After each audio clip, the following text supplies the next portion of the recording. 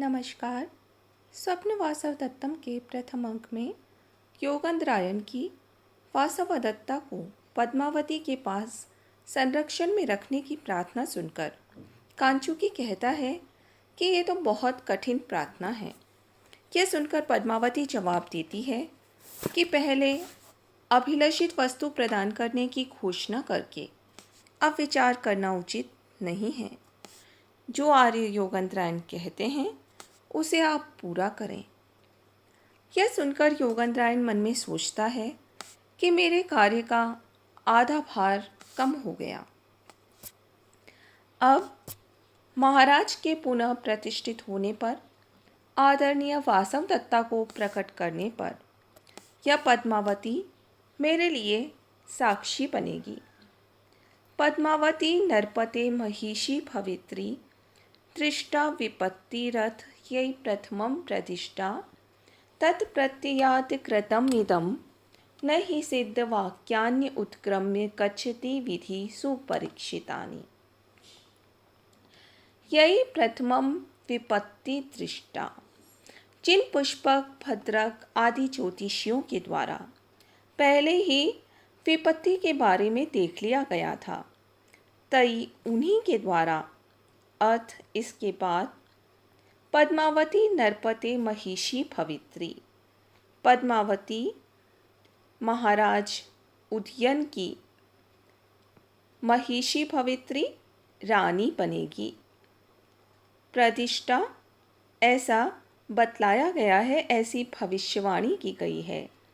तत्प्रत्ययात् उस पर विश्वास करके ही इदम कृतम ये कार्य किया गया है, ये सारी योजना बनाई गई है। ही निश्चय ही विधि भाग्य सुपरीक्षितानि भली प्रकार से परीक्षा किए गए सिद्ध वाक्यानि सिद्ध पुरुषों के वचनों का उत्क्रम्य उल्लंघन करके न गच्छति नहीं जाता। अर्थात भावी जीवन में वही घटता है जो सिद्ध पुरुष पहले ही कह देते हैं। तभी तपोवन में एक ब्रह्मचारी प्रवेश करता है और वहाँ के वातावरण को देख करके वो ये अनुमान करता है कि यहाँ निकट ही तपोवन होना चाहिए। विश्रब्दं हरिणाश्चरन्ति चकिता देशागत प्रत्यया वृक्षा पुष्पफलैः समृद्ध विटपा सर्वैर्दया रक्षिता भूयिष्ठं कपिलानि गोकुलधनान्य अक्षेत्रवत्यो दिशो निसन्दिग्धमिदं तपोवनमयं धूमो हि भवाश्रय। अत्र यहाँ पर देशागत प्रत्यया विश्वास उत्पन्न हो जाने के कारण, यहाँ ये तपोवन का आश्रम है, इस स्थान का विश्वास हो जाने के कारण हरिणा हिरणों के झुंड अचकिता संत भय छोड़ करके बिना चौंके हुए बिना भयभीत हुए विश्रब्दम चरंती विश्वास पूर्वक चल रहे हैं या विचरण कर रहे हैं। सर्वै वृक्षा दया रक्षिता सभी वृक्ष बड़े प्रेम पूर्वक पाले पोसे गए हैं। पुष्प फलई समृद्ध विटपा फूलों और फलों से लदे हुए हैं, भरे हुए हैं। कपिलानी गोकुल धनानी भूयिष्ठम संति कपिल वर्ण वाली गायों का समूह बहुत बड़ी संख्या में यहाँ मौजूद है। दिशा अक्षेत्रवत्य दिशाएं खेतों वाली नहीं हैं, आसपास कहीं भी खेती दिखाई नहीं दे रही। अयम बहवाश्रय धूमा यह अनेक होम द्रव्यों की सुगंधि लिए हुए। धूमा धुआं प्रसरती चारों ओर फैल रहा है, अर्थात सभी तपस्वियों की कुटिया से हवन किए जाने के कारण धुआं उठ रहा है और वो वातावरण में चारों ओर फैल रहा है। अतः निसंदिग्धम इदं तपोवनम, निश्चित ही ये तपोवन है। 5 कारणों पर दृष्टिपात करता हुआ ब्रह्मचारी यहाँ इस निष्कर्ष पर पहुँचता है कि इसमें कोई संदेह नहीं कि यह आश्रम स्थान है, निश्चय ही ये तपोवन है। ब्रह्मचारी तपोवन का विश्वास हो जाने पर भीतर प्रविष्ट होता है। उसे देख करके सब उसका सत्कार करते हैं। योगेंद्रायण पूछता है कि श्रीमन, आप कहाँ से आए हैं, कहाँ जाना है? तो ब्रह्मचारी अपना परिचय देता है कि मैं राजगृह वासी हूँ। वत्स देश में लावण ग्राम में वेदों का विशेष अध्ययन करने के लिए निवास कर रहा था। योगेंद्रायण ने उदयन और वत्स देश के संपूर्ण समाचार उससे बातों बातों में पता कर लिए। ब्रह्मचारी ने बताया कि वासवदत्ता और योगेंद्रायण के अग्नि में जल जाने का वृत्तांत सुनकर उदयन विलाप करता हुआ मूर्छित हो गया। नैव इदानीं तादृशा चक्रवाका नैव अन्यै स्त्रीविशेषै वियुक्ता, धन्या सा स्त्री याम तथा वेत्ति भर्ता, भर्ति श्रीणाथ सा ही दग्धाप्यदग्धा। इदानीम, इस समय, तादृशा चक्रवाका नैव सन्ति, उस जैसे चक्रवाक चकवे नैव सन्ति नहीं हैं। स्त्री विशेषै वियुक्ता, विशेष स्त्रियों से वियुक्त हुए। सीता, शकुंतला आदि जो प्रसिद्ध स्त्रियां हैं, उनके समान स्त्रियों से वियुक्ता वियोगी हुए। अन्ये अपि तादृशा न एव सन्ति, दूसरे भी और वैसे लोग नहीं हैं। सा स्त्री धन्या, वह स्त्री धन्य है। याम भर्ता तथा वेत्ति, जिसे उसका पति उतना मानता है, उतना याद करता है। ही वस्तुतः सा दग्धा अपि, वह जल जाने पर भी भर्तृ स्नेहात्, अपने पति के स्नेह के कारण अदग्धा, जली नहीं है, अपितु जीवित है। योगेंद्रायण के प्रश्न का जवाब देता हुआ ब्रह्मचारी यहाँ उदयन की वीरावस्था को चकवा चकवी की वीरावस्था से भी बढ़कर बता रहा है।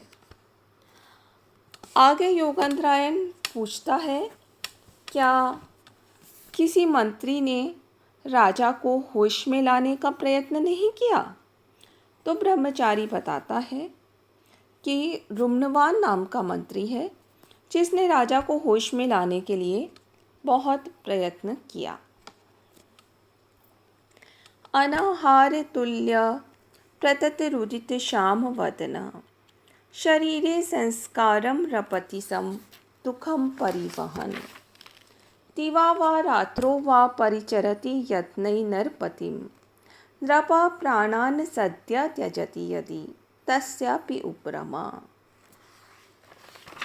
अनाहारे तुल्य, भोजन त्याग करके राजा के समान ही प्रतत रुदित श्याम वदना, निरंतर रोते रहने से श्याम वदना, क्षीण मुख वाला, नृपति सम दुखम, शरीरे संस्कारे परिवहन, राजा के समान ही बड़े दुखपूर्वक अपने शरीर के संस्कार, नित्य स्नान आदि क्रियाओं को परिवहन किसी प्रकार करता हुआ।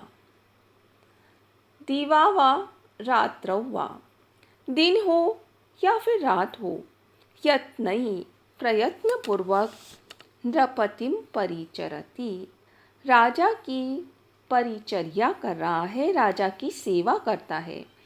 यदि नृप सद्य प्राणान त्यजति, यदि राजा सत्य शीघ्र ही प्राणों को त्यजति छोड़ देता है, तर्हि तो तस्यापि उपरम निश्चित एव, उसकी भी मृत्यु निश्चित ही हो जाएगी। वह मंत्री रुम्नवान राजा के दुख को अपना दुख समझता हुआ उसी के प्रकार दुखी हो रहा है। ये सुनकर के वासवदत्ता आश्वस्त होती है। योगेंद्रायण भी अपने मन में सोचता है कि रुम्नवान बहुत भार उठा रहा है। सविश्रमो हि अयं भारः प्रसक्तस्य तु श्रम, तस्मिन् सर्वम् अधीनं हि यत्र अधीनो नराधिप। हि निश्चय ही अयम मदीय भार सविश्रम, ये जो मेरा भार है ये तो विश्राम युक्त है। तू तस्य श्रम प्रसक्त, परंतु उस रुम्नवान का जो श्रम है, जो परिश्रम है, वो तो प्रसक्त निरंतर है। ही क्योंकि नराधिप यत्र अधीना, राजा यत्र अधीना जिस पर आश्रित है, सर्वम तस्मिन् अधीनम, सभी कुछ उसके आश्रित रहता है। राजा जो कि संपूर्ण राज्य का स्वामी होता है, वो जिस पर आश्रित है, सभी कुछ उस पर आश्रित रहता है।